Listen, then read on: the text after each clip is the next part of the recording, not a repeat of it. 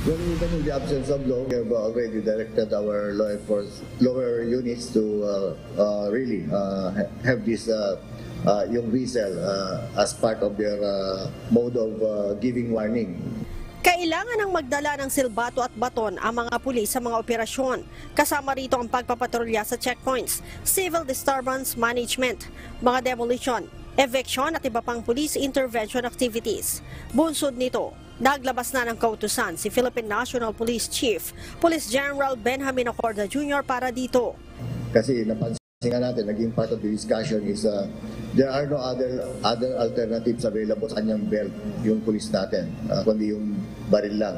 So we are thinking of non-lethal as mentioned by our DCA before going to the lethal ones. And using the whistle is just one of them. Dati nang kasama sa uniforme ng pulis ang silbato at baton, pero sa katagalan ay nawala na ito.